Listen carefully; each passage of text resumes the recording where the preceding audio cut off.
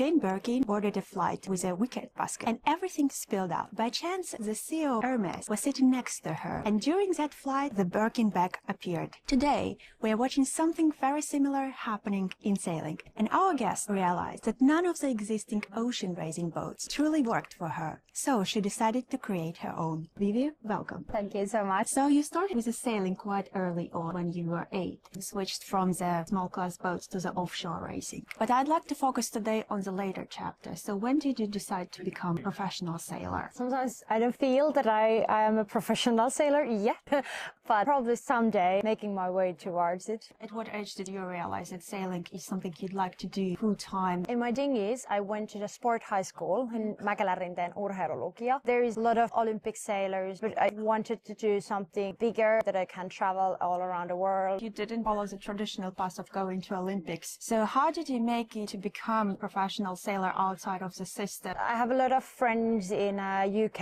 and in France, so they have like a young offshore programs. But in Finland, we don't have that kind of way. We have the Olympic way. So I needed to figure out something by myself. Best way to do it is just having friends all over the world, have their numbers, and then traveling in France or Spain or somewhere and meet people and find a crew. That sounds very challenging. In Finland, there is a very long off season. How did you spend your year? Have some like a winter break. I love to do cross-country skiing, during the winter. There's a couple of wintertime races, but right now I'm quite busy with my own boat. When sailing became your career, did you start doing it professionally full-time? In my dinghy era, I coached a lot of young little upsea sailors, and then a little bit like a step-by-step going to more like a professional sailing career. How old were you? 14, 15. Did you ever consider giving up sailing? Sailing, it's been in my life. Friends are sailors, so actually not. Why did you decide to build your own boat? I wanted creating something in my own, and especially being a role model for young girls, show that this sport is for everyone. And I think the only reason to do that is making your own project. And also, I started in dinghies. You are the only person in your boat, and you can make bad or good decisions. So I like that idea. When you do something, you can always blame yourself. Can you tell a little bit about the boat? I have a Class Club 580 boat. So it's a one design yacht, 580 long, so now 19 foot. Really small boat. This boat was a little bit cheaper and easier and smaller project. So it was good, like a stepping stone, hopefully for bigger projects. Did you start this project with your own money, or did you have sponsors at the beginning? First, I started with my own savings. My family is always helping me with all my sailing projects. I was super lucky that I found my main sponsor very early. How did you find the sponsors? Finland is a super small country. Sailing sponsors know each other. I needed to call a lot of phone calls. Sometimes it felt like full-time work to find a sponsor.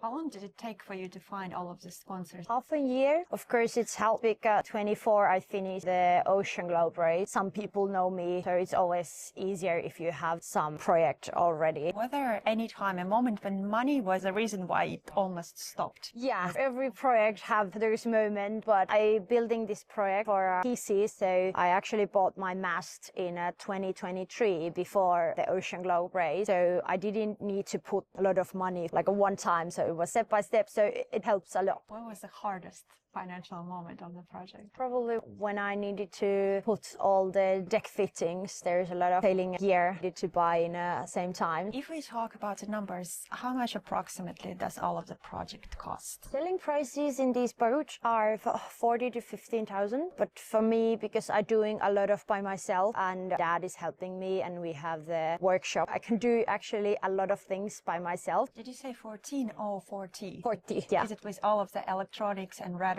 Yeah. So if you want to buy this boat fully ready, they are probably sailed to cross the Atlantic once, and then they are selling those boats. What parts of the project are not covered by any sponsors? Paints are stickers and so on. What kind of technology do you have? I can use GPS. I needed to show that I can use a sextant. This is kind of a little bit retro also. I can have the wind data. I'm not allowed to use like a routing system. How do you generate electricity on the boat? There's a rule that I can have to 100 watts solar panels and 200 ampere hour batteries. Solar panels are my only way to have electricity. What happens if technology fails? I have my logbook in a paper version and my chart, but my whole electricity system are built quite bulletproof. The boat is quite recognizable, so why is that pink? I want to show little girl that sailing is for everyone. I wanted to do something a little bit different. There's a lot of black boats, white boats. I wanted to do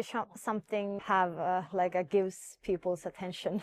How do you sleep if you sail alone? Actually, this is my first solo sailing race. When I'm sleeping, there's a wind vane that is steering the boat, probably sleeping in a couple of hours, and then I check if everything okay, and if everything is okay, I can sleep a little bit more. But yeah, it's kind of short time. What physically and emotionally is the hardest part for you when sailing alone? Probably the hardest part is when people don't trust me and they are thinking that if I can do something or not, and I need to prove that they are wrong. And what is the biggest mental challenge for this race and the boat building? You are quite a long time alone at the sea. How do you manage? I just love to be just myself. When people see a project from the outside, what does they usually get wrong? There is not much young sailors who are crossing the Atlantic by themselves, so sometimes it sounds like a crazy, and also boat building is not that common as a 23 years old. After you will be doing this race, what will you personally achieve? I'm probably gonna ship this boat back to Finland, of course. I hope this whole project helped me to have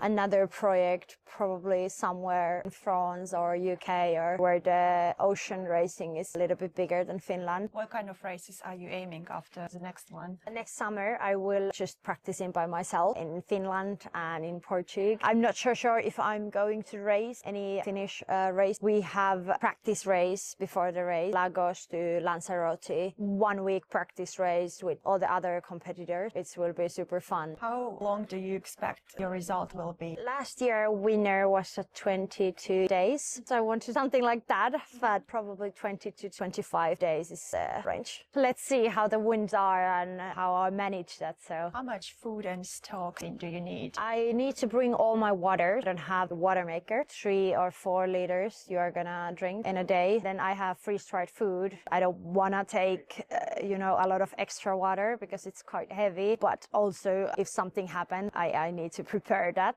Who's your sailing idol? Vendée Globe sailors. Claire, Francis, Rosalind, Piper, Sunny Beuke from... Yeah, there is a lot of female sailors. And when are you gonna bring the boat back to Finland? When I finish my race in Antigua, I will probably rest. Then there is many other skippers who want to also ship the boats back in Europe. I will probably put my boat in a container. I don't have actually any plans after the race. Probably spend couple of weeks in a Caribbean and then come back in Finland. Good luck on the race. Thank you for being with us today. Thank you so much.